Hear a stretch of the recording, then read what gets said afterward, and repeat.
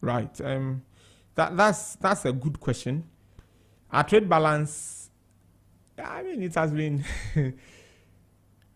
sometimes it goes up, sometimes it comes down.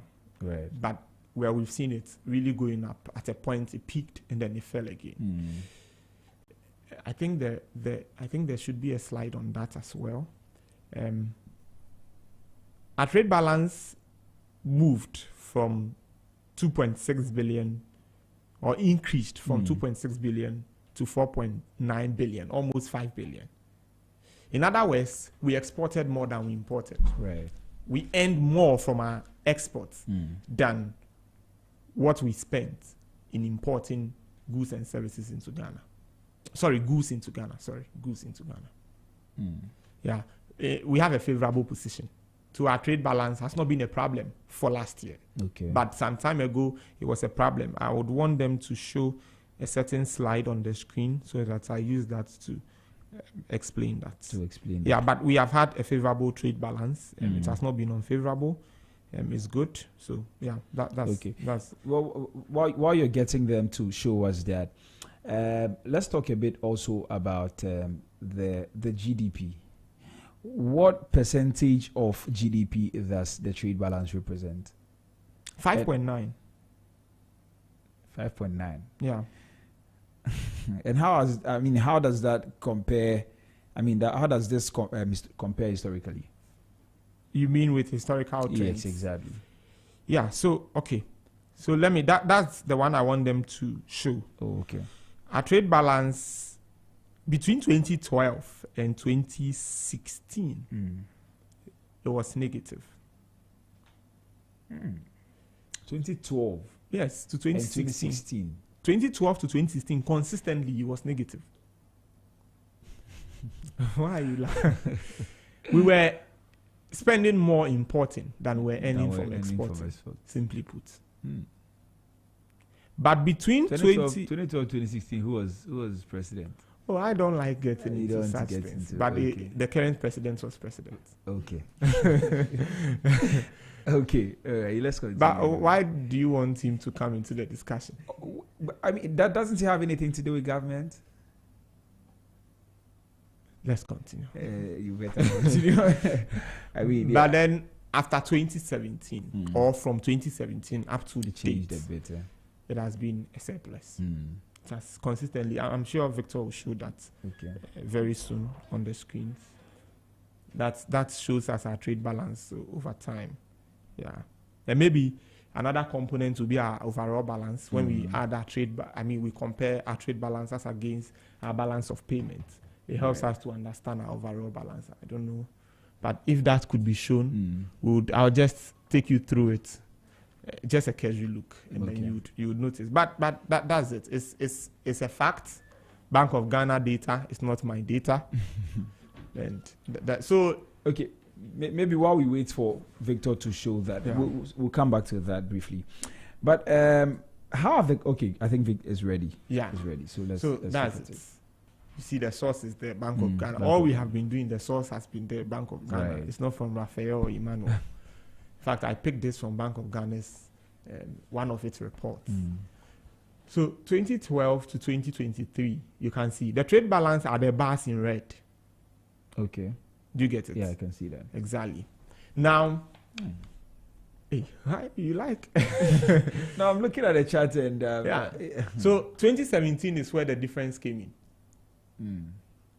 Do you see that? Yeah, I can see 2017. So from 2017 up onto 2023, it has always been positive. Right. But between 2012 and 2016, it has consistently been negative. 2016... it was over 4 billion. I see. Just a little below, about 3.9 billion. So, dollars. This is not cedis. It's dollars. Right. Then 2014, it reduced. It was just about 1 billion, thereabouts. 2015, it increased again to about 3 billion. Then 2017, we did some good work. We went to about 1 billion surplus. And then the surplus continued. So, our trade balance had been favorable after 2017. Right. Just to make sense of the chart, the blue is the current account balance. Yeah. How does, because I see that in 2012 to 2016. In fact, 2012 to 2022, our current account balance was in the deficit. Look at it well. Okay, so all of them are in deficits. 2012 to 2022 deficit. It's only 2023 that it was a surplus. Current account balance. Okay. Right. And maybe we may want to explain that. Yeah, maybe you can explain. Yeah. Fine. That has to do with financial accounts. I mean, money's coming in, inflows and outflows, that kind of thing.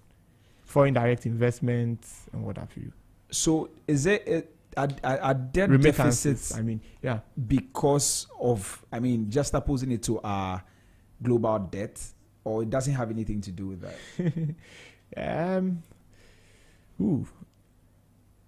As in, we should compare. No, I'm asking whether this has got anything, the deficits that we have for our current account balance, has anything to do with our debts globally, or doesn't? No, it doesn't have anything to do with that. This our debt dynamics are also different. Right. Maybe tomorrow, if we get into the debt discussion, I'll show you a graph that tells us how our debts widen just because of exchange rates. Okay.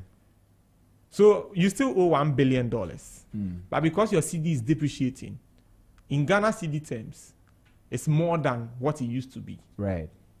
So you see that graph. It's almost appearing like a funnel. At a point, you just see how those dynamics play out. Okay. But another important thing here is our overall balance.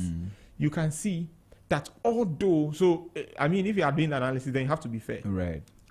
Look at it. That's the green line graph moving across. Okay. So although current account, capital, sorry, there's capital accounts. I've not spoken about that.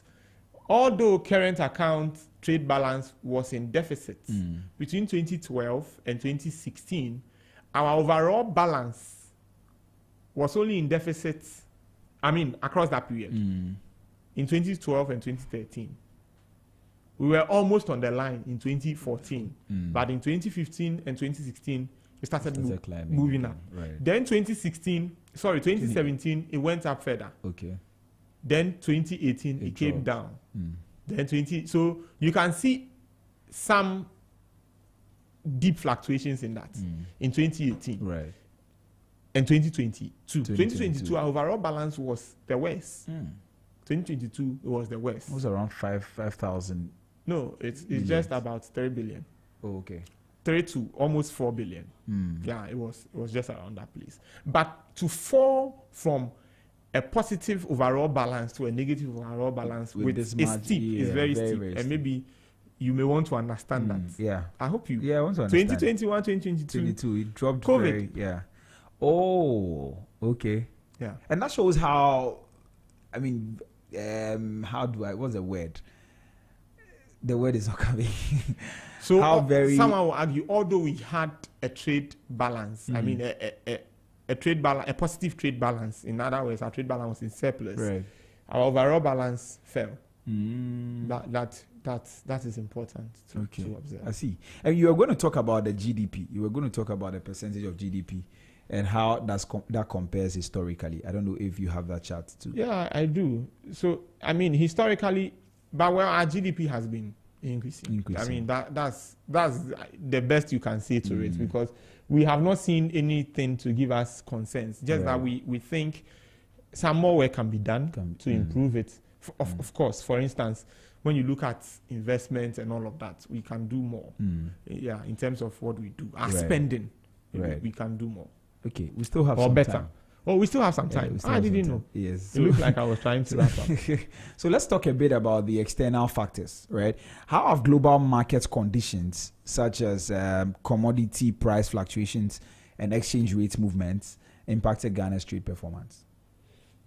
You please maybe take the question. Again. So I'm asking that, how have global market conditions, right, such as commodity price fluctuations and exchange rate movements, impacted Ghana's trade performance? Right. That has had some impact on us, and it depends on how you look at it. So let's explain it this way. For instance, where there are shortages and we are importing, so I want to explain it well. So, for instance, oil shortages in the markets, maybe around the time of the Russian-Ukraine war. There are shortages in the markets. We are importing oil. The price is up. It's going to, one, depreciate our cedi, our currency. Two, we are going to spend more to import than we would have done.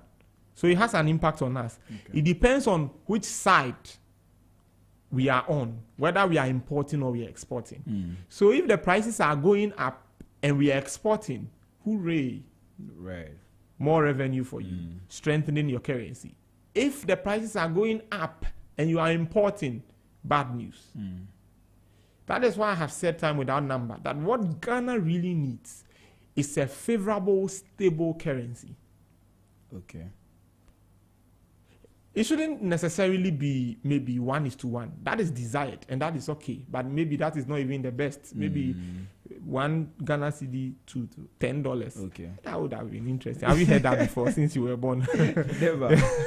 Yeah. I think the best I've heard is 1:1. No, there has been 1 to 9 or 8 or so. Oh, really? Yeah, I think around where we redenominated the currency around President Kufuor's time. Yeah, okay. around that. But it was short-lived. 2007. Yeah, about 7, 8. It was short-lived. Okay. It didn't take long.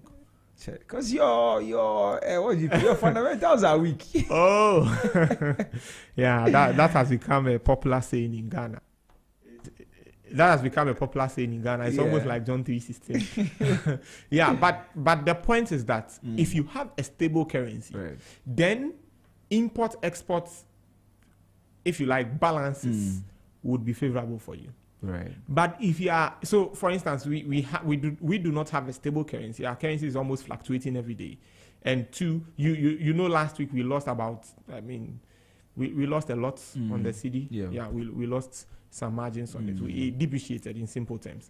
Now, if you're experiencing that week on week, month on month, what is going to happen is that the predictability with which you can trade is lost.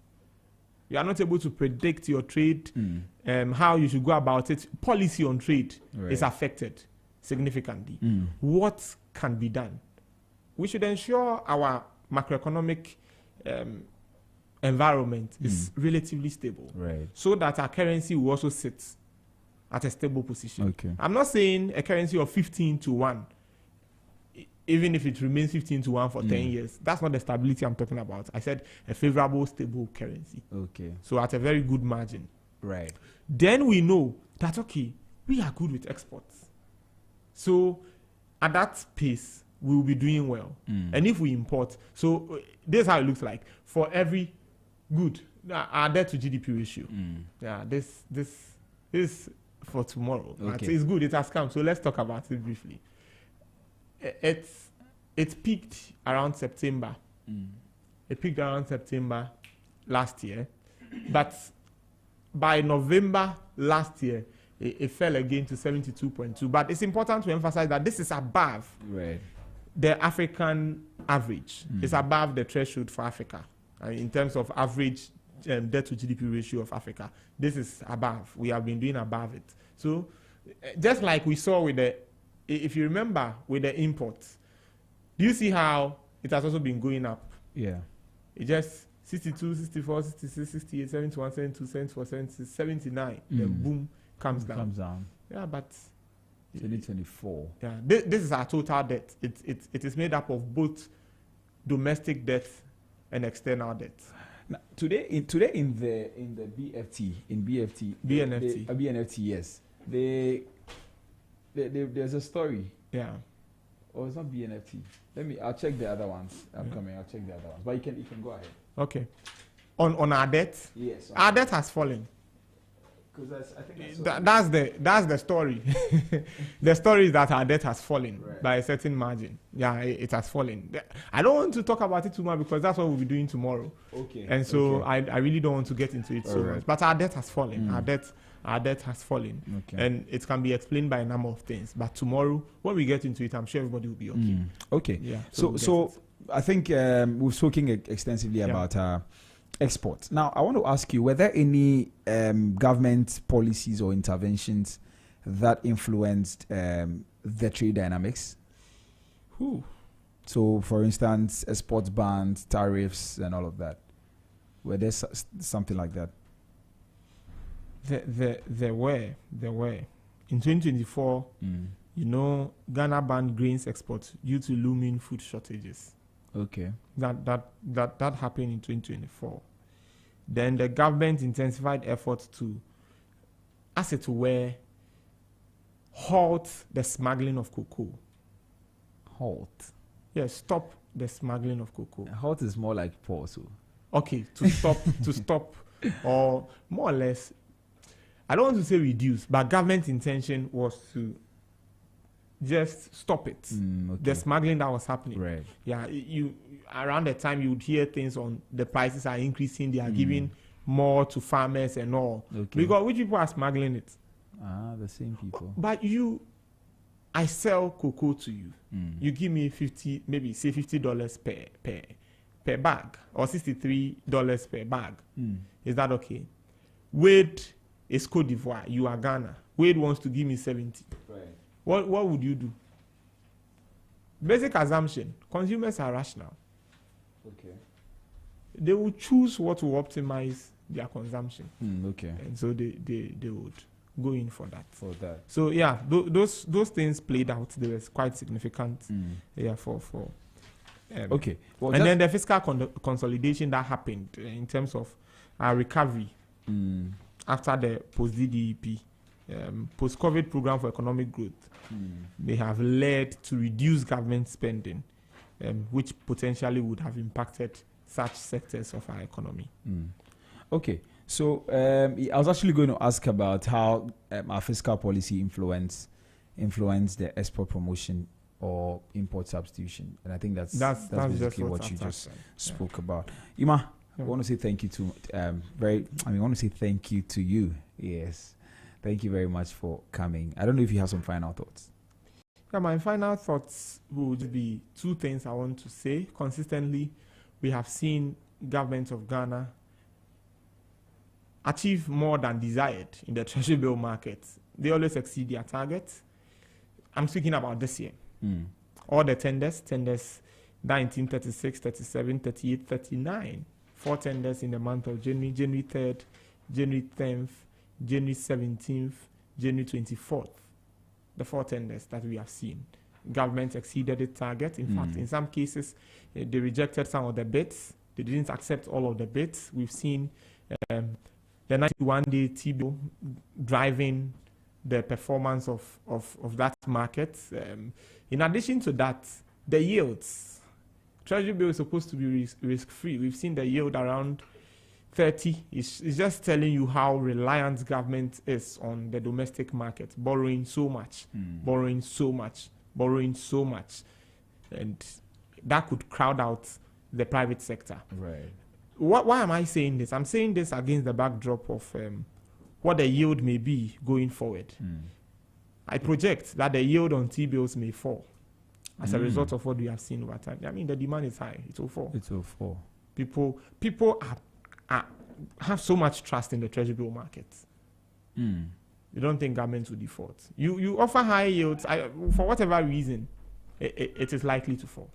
It's likely to fall. That's my projection. Let's see what will happen. I'm not a prophet. I'm just projecting based on past data. In addition to that, monetary policy, let's see, would it change? It's 27% now. Would it change? It was 28. It was 29, in fact. It was brought to 28, 27. Would it change? I think it's still high. If it will change, I don't really expect a change. Right. But if it will change, it will not be more than 1%. Whether up or down. Well, actually, we wait for them today, right? Yeah, we'll wait for them. We'll see what time is that coming? I've not checked. Okay. Time, All right. So we'll probably talk about it tomorrow, depending on whether they release it or not. But I'm sure they'll do it today. Ima, thank you very much for coming. You're welcome. You're still tuned into Business Breakfast on Zed 101.9 FM with me, Nitrebi Hammond. We just spoke to Ima on on Ghana's export and import trends and dynamics in the trade market, right? And up next, we're going to have a conversation with 2 gentlemen, and we're talking about the implications of the US leaving the WHO on the business community. Remember, during Business Brief, I shared with you how our reliance on some of these institutions and countries affects us. We're going to talk a bit more about it. You know, as the US is withdrawing from the WHO, the global business market is grappling with the potential ripple effects. And that is why we'll be having this discussion so that we can get to see how it will affect global supply chains, particularly in industries such as pharmaceuticals, medical equipment, and also international travel. You may want to stay with me as we get into that conversation. But before that, just let's take a spot of music. We'll be right back.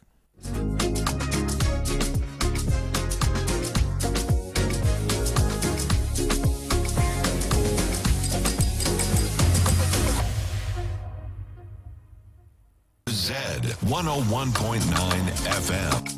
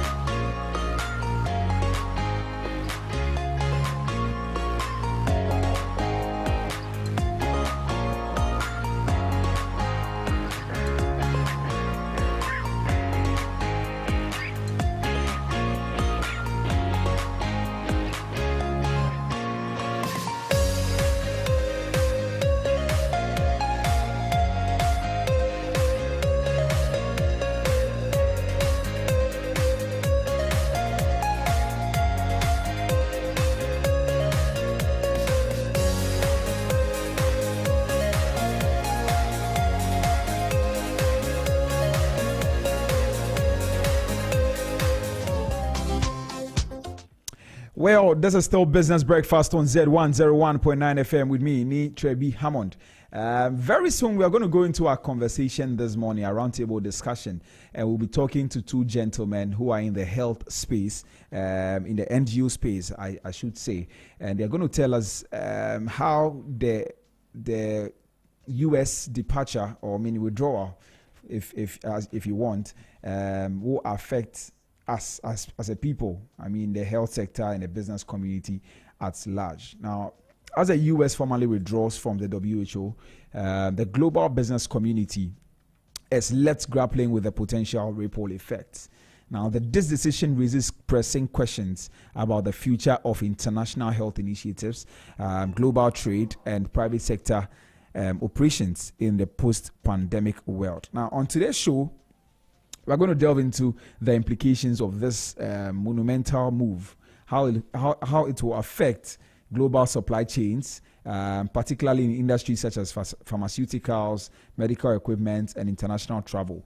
What challenges will the business community face as U.S. diverts its funding from the WHO to other initiatives? And also, can private operations step in to fill the void in global health leadership? I have over the phone lines right now with me Mr. Samuel Orakatete. Sir, good morning. Good morning, sir. How are you doing, sir? God's grace. Great. Good to have you. And you? Yeah, I'm doing very well too myself. Good to have you. And also, we have, so Mr. Orakatete is the Executive Director for Network for Health and Relief Foundation. And we will also have over the phone line Abraham Musa. Mr. Abraham, good morning. Mr. Musa, good morning. Morning. So how are you doing? I'm very well here. How are you too and your listeners? Yeah, I'm doing very, very, very great. Thank you very much for joining me. So we'll get into our conversation right away. Now, as the U.S. is withdrawing from the WHO, it is expected that it will have some effects on us. I mean, as an economy, as African states, and even the business community, really. This morning, we want to focus largely on the business community. So let's start a conversation on global trade and business operations. How might the U.S. leaving the WHO affect global supply chains, particularly in industries reliant on international health standards, example, pharmaceuticals and medical devices? Let me start with Mr. Samuel Orakatete. Thank you very much, Ralph. Yes, WHO, World Health Organization, an organization that brings the world together, and in terms of health, critically. So you can understand that it's an organization that needs all the resources that it needs to operate worldwide. So it's all countries, all right. But critically, the U.S., the United States of America, is the biggest donor so far as WHO is concerned. So with America withdrawing, it's a serious challenge, and it's a catastrophe. So far as health issues are concerned, the pharmaceuticals, especially. When you look at the WHO, they do a whole lot, and it cuts across all divides. So seriously, the world is coming to a standstill with the withdrawal of the United States of America. That's what I can say at the beginning. Right. Let me also bring Mr. Abraham Musa into the conversation. What exactly? I mean, maybe you can mention some exact or specific, I should say, implications on us. Right. So let me correct. And the name is Abraham Musa, first and foremost. Labram, so sorry. let me say that, so I agree with my other panelists. But just to say that there are several schools of thought on the drawer of the U.S. From the WHO. Some clearly have indicated that yes, it's going to be a challenge, for global public health, and that's a major concern. And of course, there are other schools of thought that also say that the U.S. is not, it's not a country in isolation. It's part of the global body.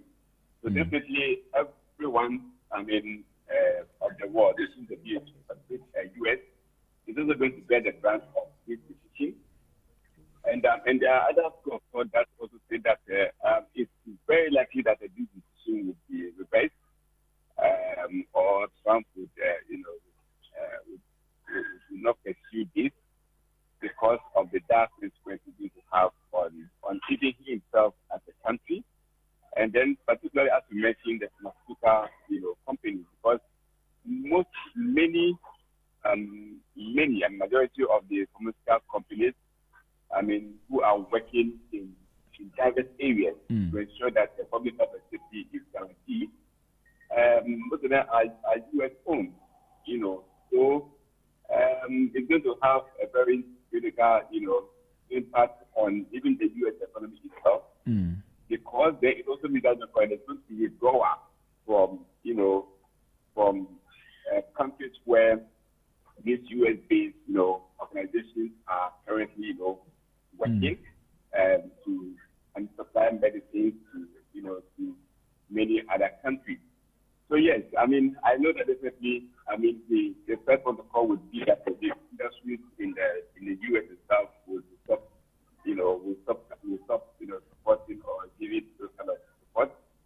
But also, those that are, stationed in other countries, that supplies other,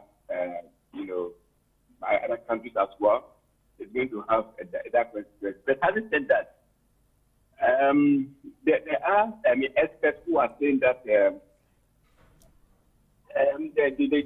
U.S. also have some consequences because other countries would then, can they come and then, take over, some of the, the gaps that would be there. If Trump, decide or continue to pursue this agenda of the withdrawal. So the point is that it's going to be very dark. We are hoping that, in fact, it's the hope of many public health experts that irrespective of how you look at it, it's going to have an effect on public health and also the WHO work across the globe, especially for us, Africa, and many developing nations. And, it's listening critically to Trump's his inaugural speech, for instance. He makes a very, critical statement. There are many of them, but one that caught my attention is the fact that, if I may read it, it says that the Trump administration set out to deliver on a campaign promise as formed and accept U.S. leadership abroad. The United Nations cannot afford to ignore Africa. And then also the new administration must prioritize development unfolding across the continent. Africa's role on the world stage continues to expand, whether as a target of foreign interest within the context of, great power. So it goes on and on. So the point is that in this November speech, unlike when he took over some years back, this coming back, his statement about Africa has been a bit comforting. And the further the point is open arms to support even, Anglo-American countries, and specifically he mentioned Africa and how he tends to work closely with the African countries. So that's why when the grower came, some of us were a bit worried, but we are hoping that apart from the fact that the grower is also is going to cascade to many countries. So we are hoping that this decision not, will not be actualized because, as we all know, it's going to take some 1 year. I mean, you have to give a 1 year notice before you could implement some of these, provisions. Yes, so basically, yes, we're going to have a toll on the world, but we are hoping that they will be considered by listening to many public health experts across the globe and the content that they are putting across. Right. Now, of course, there are some U.S. countries, right? Sorry, U.S. companies or businesses that operate in developing countries.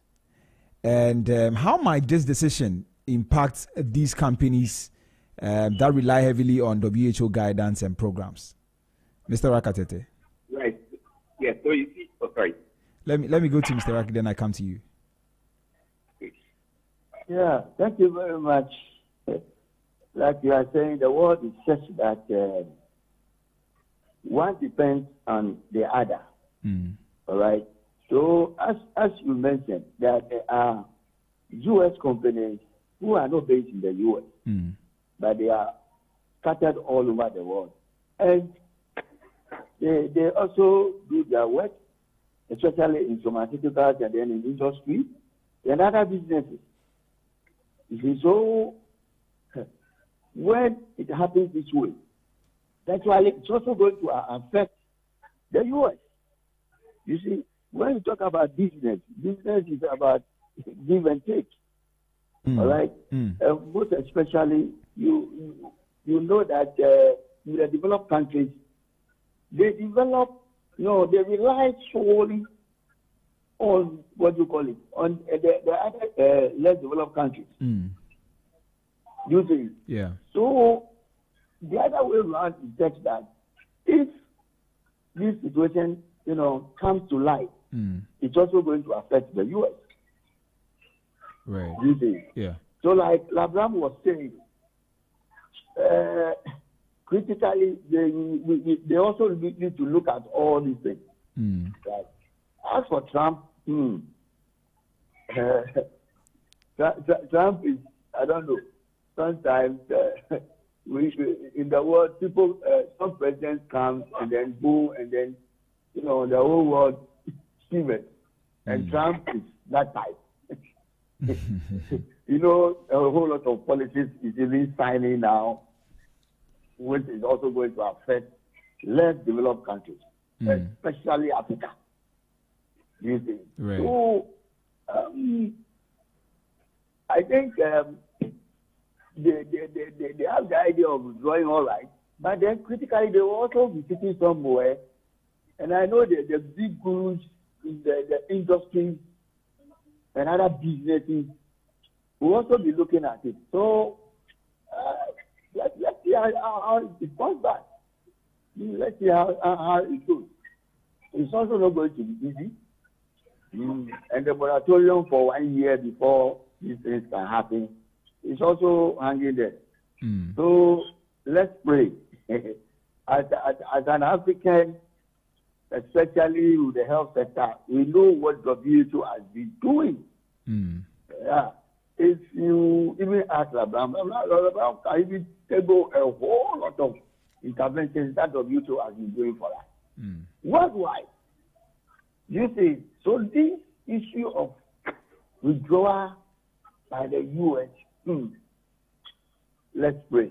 And let's see how it goes. That's right. what I can say for okay. All right. Mr. Labram Musa, you wanted to say something earlier. Yeah. Yeah, definitely. So what I wanted to contribute to this is the fact that yes, indeed, as I mentioned earlier, there are state phones, and there are also private phones. Obviously, state phones mostly, have right the that's with the private. There's no truth about that. But we also know that for the private ones, I'm not sure how this, without from the WHO would have an effect on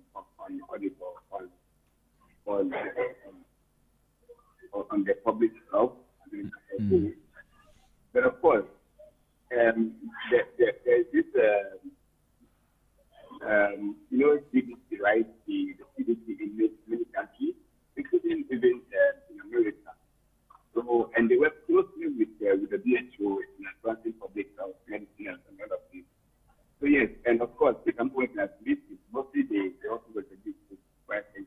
yes, in that front, there's going to be some gap, in addressing this. But suffice to say that there are many private, companies that are also, supporting. There are also from UN who are supporting some of the interventions and it's supporting the WHO with funding. So what I want to say is that indeed the pharmaceutical company will be affected. Largely there's no talk about that. And because you need research, and research that WHO at the global level is just not the best. Right. And of course, within the UN system, we all know that the WHO is the institution that handles public health, and there are others also within the UN system that handles. So I don't know policy was having at the UN at the UN level with this discussion. But I know that definitely this discussion will continue to be there, and I believe that even at the UN, General Assembly, which normally happens in September, I'm sure definitely one of the key agenda items to get is this matter and how if some continues leadership is not going to back out from this decision. And I'm sure the world over will now restructure how this gap will be filled. I was reading an article where it says that for it, it's look at one of the reasons Trump gave for the withdrawal. He cited, the major contributor. While others are not contributing as much. But of course, and I think some countries were mentioned, and these same countries they are also totally for to reorganize themselves and then probably fill in the gap.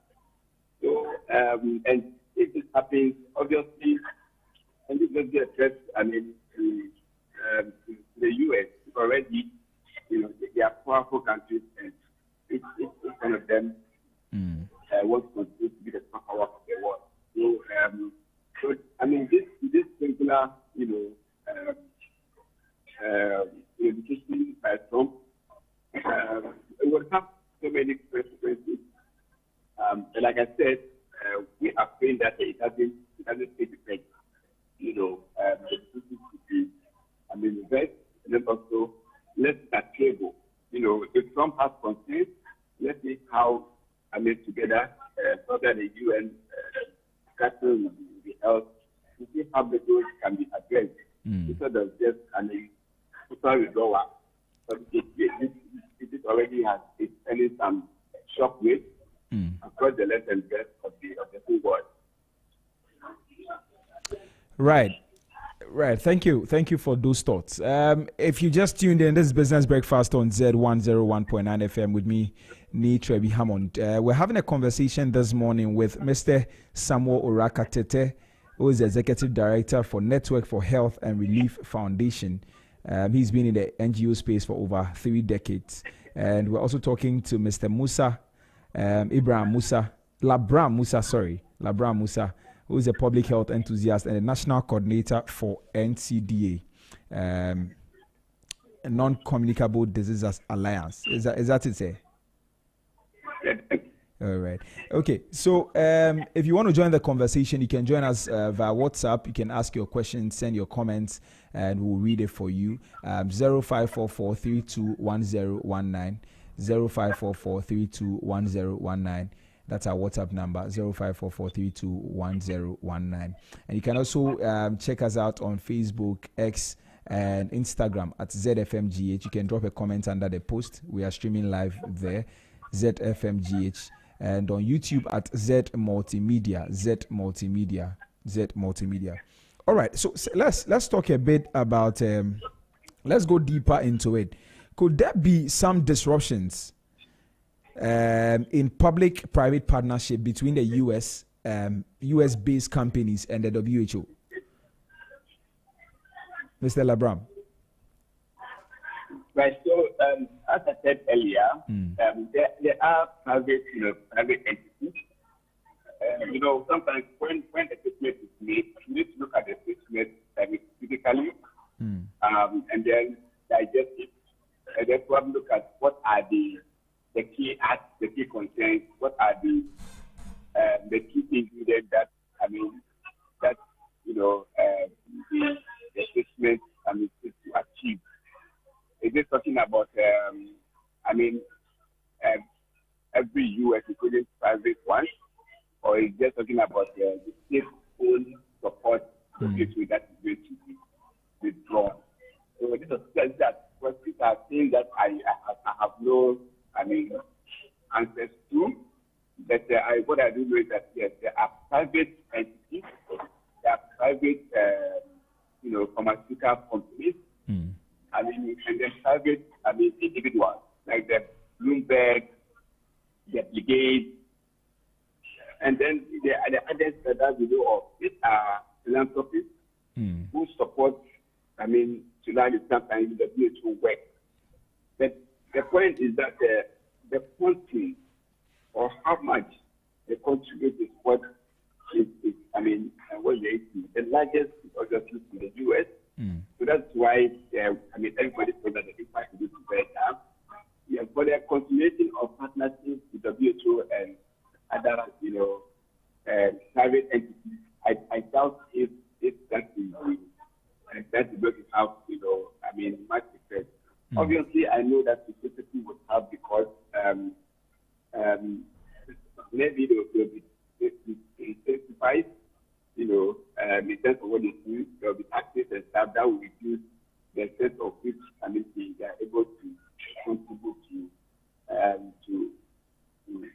the WHO work. But like I said, it is early days yet. Discussions are ongoing. We are getting more flex with the issues that are coming up. And as they come, we get more clarity on how things are going to unfold. Right. And then definitely I know that this will sit down and then re-strategize and then see how we can cut costs and then see how best we can deal with the situation. Yeah, so on that front, like I said, these are private entities. Private entities have their own policies on how they want to engage. Right. Unless the state, come out with some policy and say, henceforth you cannot, then that also goes under REM altogether. So we just have to just relax, as far as I'm concerned, right, and then see how we can get more information about the decision. Then we can continue to make some comments on the matter. Okay. All right. So let me come to Mr. Samuel Oraka-Tetteh. Now, of course, as the U.S. is withdrawing, it is expected that, what that means really is that they are redirecting their funds away from the WHO.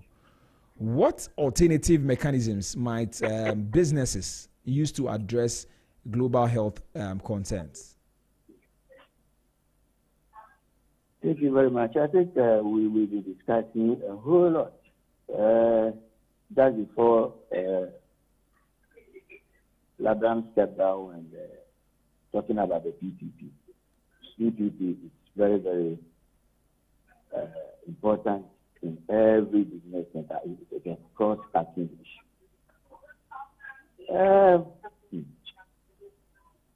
You see, it's like Labram said, it's early days. So we critically need to probably wait and then see how things comes up. Okay. Because for now, private, organizations that are also partners to WHO's operations will also be strategizing. All right, the way to go should in case it should happen, but we are praying it shouldn't happen. So, I think they will also be strategizing if it should happen. But probably this is the way we can go to also maintain our operations within the space, so far as health issues are concerned. Right. So I would prefer we relax a bit, and then we continue to rather pray, and then look at what comes out of it. Withdrawal of this liquor is an international affair, all right? So the discussions are going to start from the left, right, center, everywhere. So let's see how it pans out, and then whatever strategies that might be coming up, we can probably pick it from there. Then later we will discuss how it's going to go. Because I know it's a global issue. So once it's a global issue, a whole lot of, things will be coming up from left to right, center. So that is what, for now, I can say. Because if they haven't come out with their strategies to combat or to stand in shooting stage, WHO to withdraw, we may not be able to know. But strategically, since the private sector is also in business, they will not like to, go down their business. Right. So let's see how. Right. But we pray it shouldn't happen, because I see in the future as a catastrophe, right? Even when you join this, COVID era, look at the role WHO played. You see, yes, including the private sector. They joined up together, and Africa was a beneficiary of all that happened. Yeah, because with us, we don't have anywhere to even stand in terms of pharmaceuticals, medical equipment. We always need those things free. All right, even when there's a support from the WHO, it comes into in-country, even clearing it even becomes a challenge. And some of them even remain in the, the harbors, and they get expired. There are a whole lot of things which have been happening behind the scenes. You see, so we pray it will happen. That's probably what I can do for now. Right. Thank you. Right. Let me come to Mr. Labra Musa. Are there some specific mechanisms you think businesses might use to address the global health concerns? Right. So, obviously, when issues like this come up, and every business operator would go on the drawing board and see how they can take advantage of the gap and see how they can fill them. I know definitely that there's going to be a lot of effect. I remember when COVID came, for instance. I mean, in many countries, funding to many countries stopped. There were diversion of funds that were supposed to go to some areas were diverted, and I believe that this is going to happen as well, because if currently we are having global crisis, I mean, in the Sudan, in the Gaza, the Ukraine, and currently we are also hearing of Congo, which require a lot of, support. So which means that they call it, if Ghana, for instance, is really funding from, maybe from Canada, the UK, probably some of the funding will cut, because they will definitely want to prioritize, humanitarian, medicine and vaccine. So so some of the consequences that I know that is going to happen. And indeed, business will also take advantage of some of these things. Like I said, they'll be drawing from one place and then investing in other places, just so they can support, the most significant, threat that this withdrawal is likely to have on public health, just so the impact will not be so much. Of course, if somebody is supporting, or if a private entity is supporting Ghana with maybe maternal and malaria stuff, they will now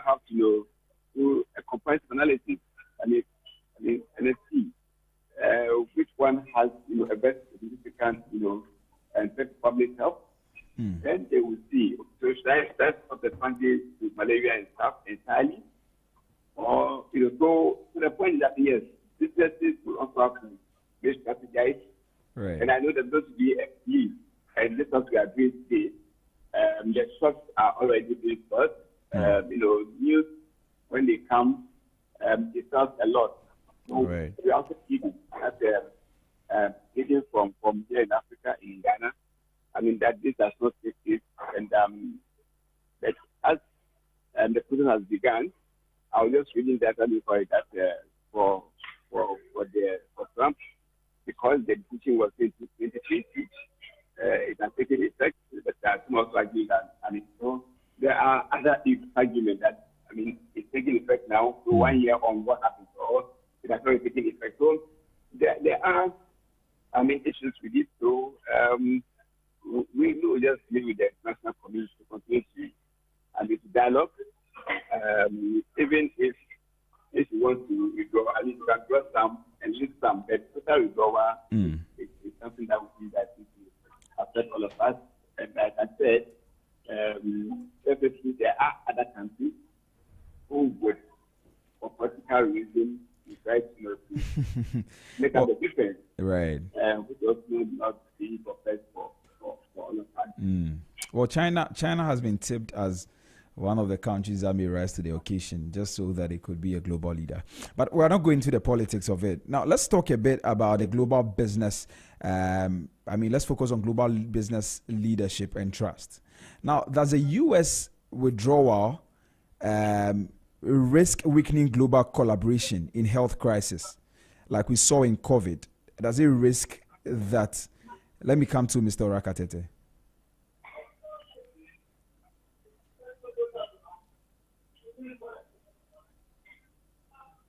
Hello, Mr. Rakatete. Okay, I'm sure he probably can't hear me. We'll check that. Now, Mr. Labra Musa. Yes, maybe you can speak to that. Does their withdrawal risk, weakening global collaboration in health crisis, and how might this affect multinational corporations?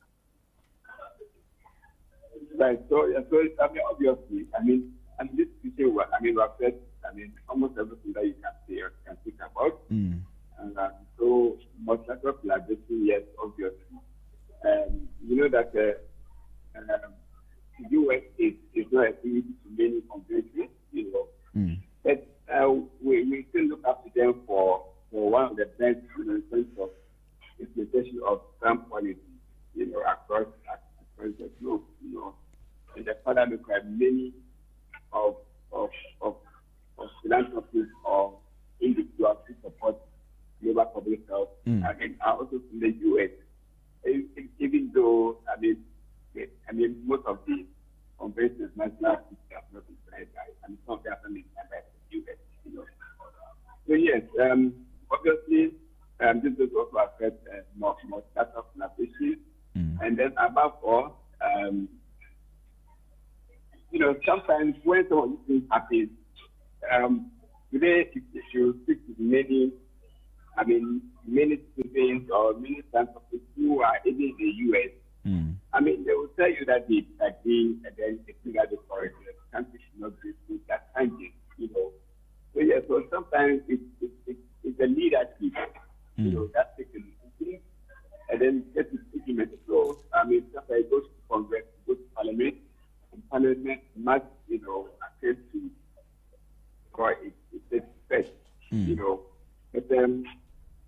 But so what I can say that yes, it's definitely going to affect multilateral, collaboration. But in terms of trust, that sometimes, when you say you can't trust the US, sometimes I'm like, it depends on the leadership. Because the US has done a lot and continues to do a lot. For international security, and what I mean, public health is a big one. That is why it has become a very big issue, for all of us. So the point is that the US continues to be a very formidable global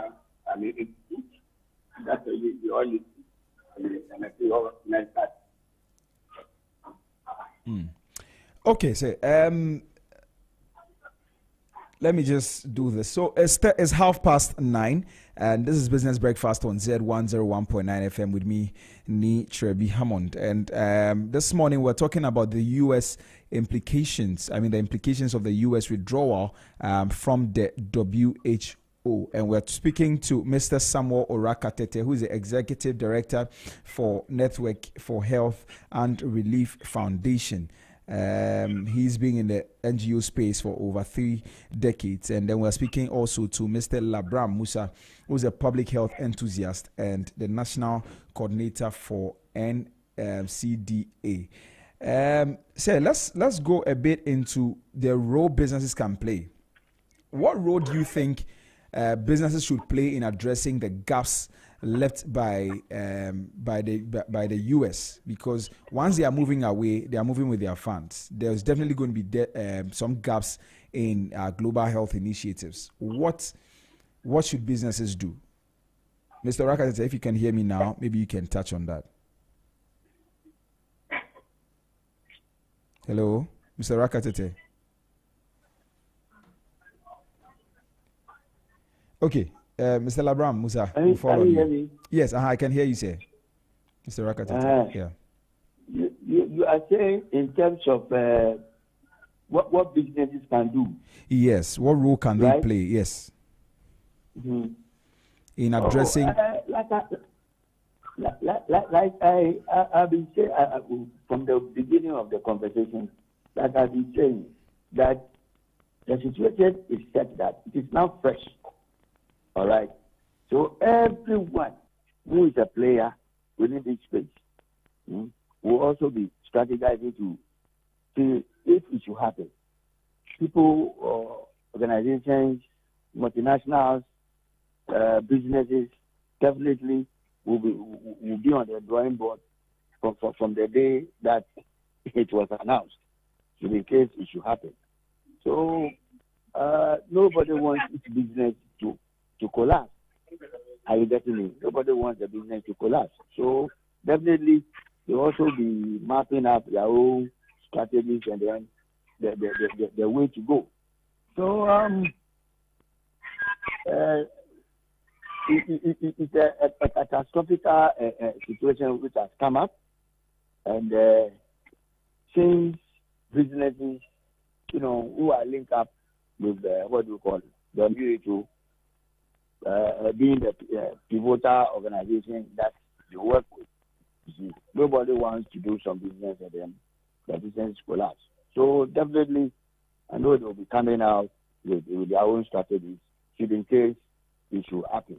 Earlier on, you mentioned that China is even looking at some politics out of it to also take it up. That is some advantages some countries are even looking up to. That this will happen, and then they also step in.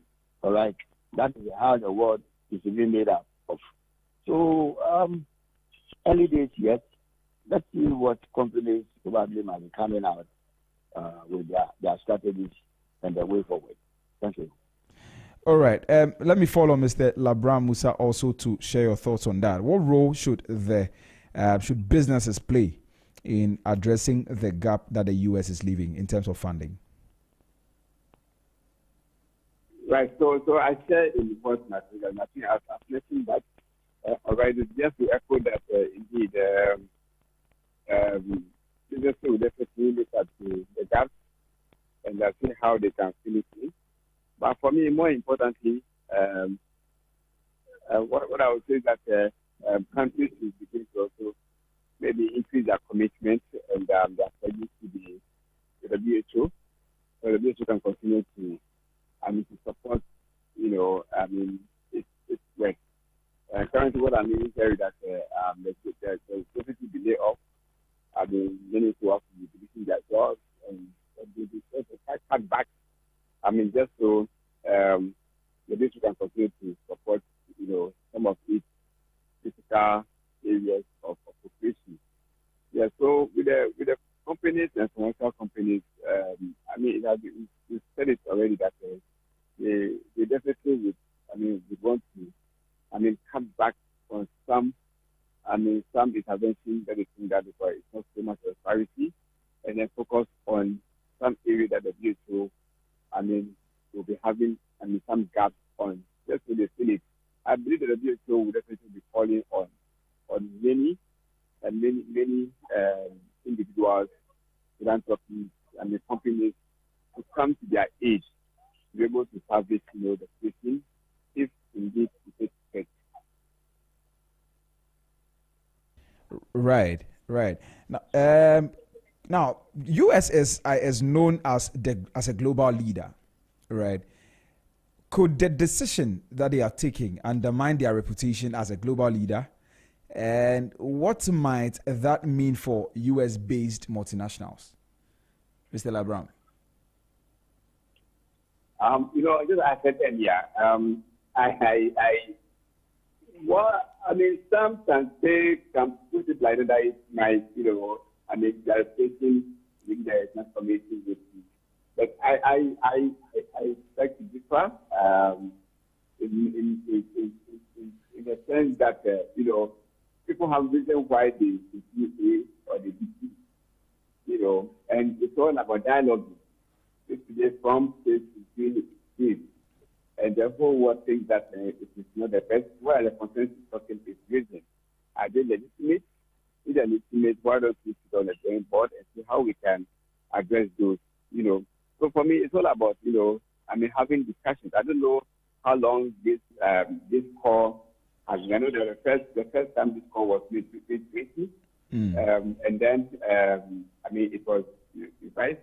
I don't know if throughout 2020, there has been threat of leaving the WHO and it didn't happen. And we are hearing it again in the first year of disability, just so it can take, just people can give him the attention that it requires.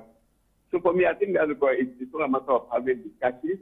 And if this discussion fails, maybe in the next few months going, we'll know what actually there is.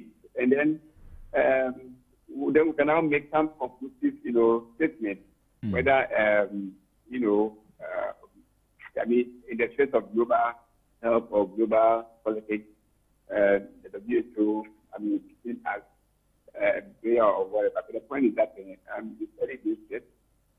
Let's hopeful. And I think that, just as I mentioned, Trump in his first, administration, we had, the comment about Africa. This time around, I applaud the father indeed.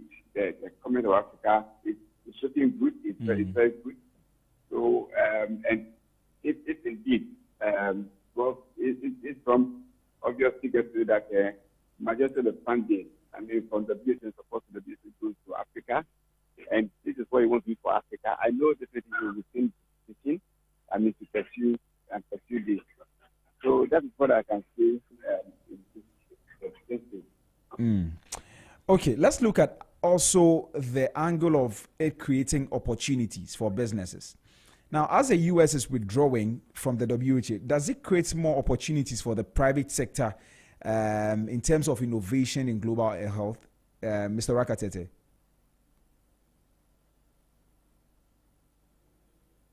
Hello, sir.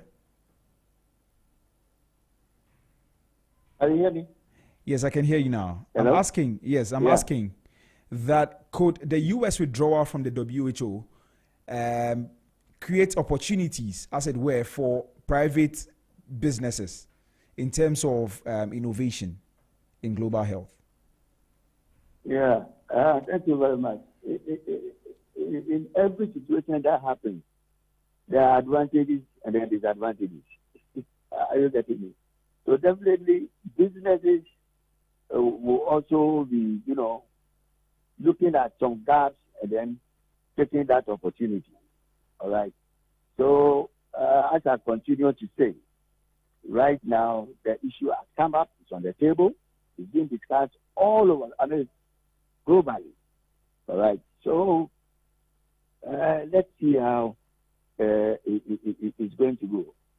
Should it happen? I know they will also be looking at some gaps that they can, some low-hanging fruit that they can also capitalize on it. That's what I can say in the GC. Okay, let me come to Mr. Labram Musa. I want to know what specific risks should businesses consider as a result of this decision, and how can they prepare to mitigate them? Hello, Mr. Labram Musa. Hello, sir. Hello. Okay, I think we have a challenge there. Mr. Rakata, can you hear me, please? Hello, Rap? Yes. So I'm asking, I'm trying to ask Mr. Labram Musa, but it looks like there's a challenge there.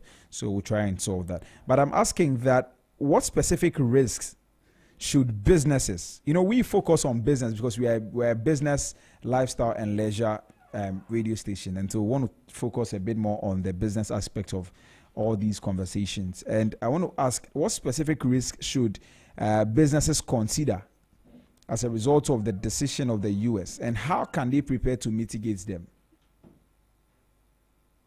Yes, like you said, business. And the businessman is only up for what? Profit and development of the business that is also undertaking. Right. Definitely, there's going to be a risk. No doubt about it. There's definitely going to be a risk. So, as I've always been saying since the inception of we started this discussion, these businesses will also be mapping up strategies.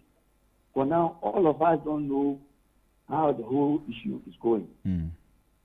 We may be sitting somewhere and then we will also be talking about it. Hey, if it should happen, what are we going to do? If it doesn't happen, what are we going to do? Do you see?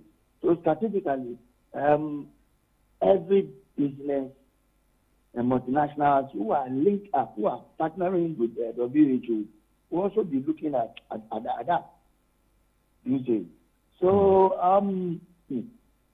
the risk is there. Is there. So what we all need to do is, like Bram also said earlier on, that we pray that it doesn't happen. Even if it should happen, there should be some spaces which should be left for the continuation of global health and then public health issues to be addressed. You see. So let's continue to wait. Early days, yes, and we'll see the risk that comes up and then how it can be managed. Because everybody, every country, every piece.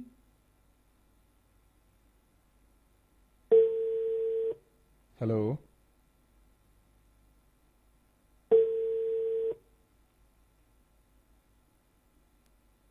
Hello. Okay, I think I have a challenge there. Hello. Hello. Yeah, can you hear me, sir? Can you hear me? Yeah, I can hear you now. I think the network is becoming something else. Right. Yeah. So we'll wrap up our conversation very soon. Okay. So as I said, the risk is there. Yeah. It cuts across every business sector. Yeah. So again, business need to look at that and then do a whole lot of groundwork, strategies, map up how they are going to also feed into work. Okay, so let me pick your thoughts on this one too. Just before we prepare to wrap up the conversation. How should how would this decision influence the relationship between the U.S. and other countries in terms of health diplomacy? Do you think that is going to affect it in any way, and how would that affect it? Yeah, definitely, it's going to affect other countries. You see, let me be a bit political. Some of us have been around for a while, more than what do you call it? 3 scores and counting. And it will interest you to know that anytime the Republicans are in power in the U.S., a whole lot of things changes. A whole lot of happening. You see, and then when the Democrats are also there, you also see a difference. You are getting it. So issues of this nature, where it is affecting health, definitely countries are not going to be happy with what is going on. You see, countries are not going to be happy. And if you put your ears on the ground, very soon you see that attacks will be coming from everywhere globally against the U.S. You see. So let's see how it goes. Relationships are going to be disrupted. For instance, if some countries where U.S. even have their bases, military base and all those things, and they have allowed countries to do that. They have allowed the U.S. to do all their operations worldwide. They will say, oh, so we are also supporting you. What we are going to do, because it's about health, definitely, it's going to cut across, and everyone, every living human being will be affected. Right. So definitely, Master, people, U.S. should prepare for the vaccine, and then the strained relationship that is bound to happen. To happen. Yeah. Thank you.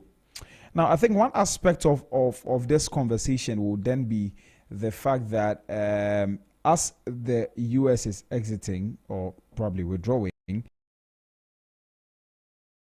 they might set up their own regulations. I mean, standards when it comes to the health sector in their country, right?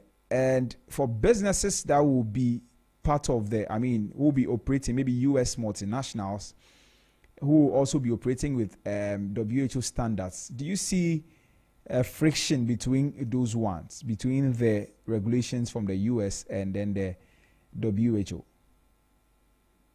Yes, definitely there are going to be friction. You see, with the U.S. or East Americans, they just don't come up with anything. Any policy issue that is going to affect the world globally. So I know definitely that there might be some regulations which are there that is going to benefit them.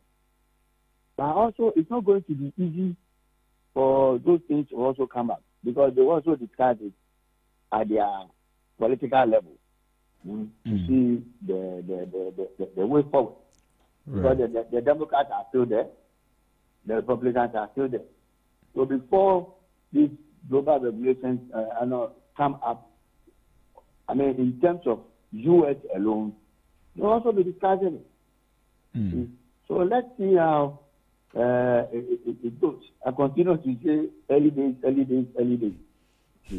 But we are also discussing now to also see how best if things should change, and then the way to go over here with that. Thank you. All right. So it's 49 minutes past 9, and this is Business Breakfast on Zed with me, Ni Trebi Hammond, and we've been talking to Mr. Samuel Orakatete and Mr. Labram Musa, and we've been trying to understand the implications of the U.S. Withdrawal from the WHO on businesses. Yes, and we've made a lot of points. So let me just take your final thoughts, then we can wrap up on this conversation. And in giving me your final thoughts, I want you to specifically maybe speak to the ethical considerations for businesses when operating in regions that may be affected by this decision. Are there some ethical considerations for businesses? Thank you. In every business, there are ethical issues. In every business, there are ethical issues. And it cuts across almost everything that one is doing. So businesses need to sit down and then look at their ethics and then vis-a-vis put the situation on the ground in life. And then either modify it to, suit the situation as it is now. Yeah. And what I pray is that, as my final words, what I pray is that countries should also start putting plans so far as health and public health issues are concerned on the table. Because there's a saying in the, what do you call a proverb, that if there's no smoke, there will be no fire. Definitely if there's a smoke, fire will come out. So the smoke is which has now started. You see, so countries globally should be strategizing to even probably be on their own. You see, we have some pharmaceutical companies within in country which have been operating for some time. As I mentioned, a whole lot of them, they are big names. You see, so they should also be looking at what is happening now, and then see what role they can also play, so that we will not be caught pants down. Thank you very much. We'll say thank you to you, Mr. Oraka Tete. I think we lost Mr. Labram Musa during the conversation, but we are grateful that you came to speak to us, and we hope to come back to you for more information as and when. Thank you. Yeah, thank you very much. I've been speaking from the western north, far away in one of the districts you call Ketia Kontomba, and the 12-hour journey to Accra. Thank you also for the opportunity. We are grateful. We hope to continue the conversation. Right. Thank you. Yes, well, as 53 minutes, just 7 minutes to 10 a.m., and we are grateful that you joined us this morning, and it's a business breakfast on Zed 101.9 FM. And that brings us to the end of today's show here on the Business Breakfast on Zed 101.9 FM. It's been a very enriching conversation, and I think as the stories develop, we will go into it a bit more. But thank you for being part of the journey with me, Nietzsche Hammond, this morning. I hope you're leaving with some nuggets that will help you to understand the conversations about the U.S. withdrawal from the WHO. Have a great day, and don't forget to keep it tuning here on Z101.9 FM, your ultimate station for business, lifestyle, and leisure. Until tomorrow, please stay curious, stay inspired, and take every opportunity to broaden your horizon. See you.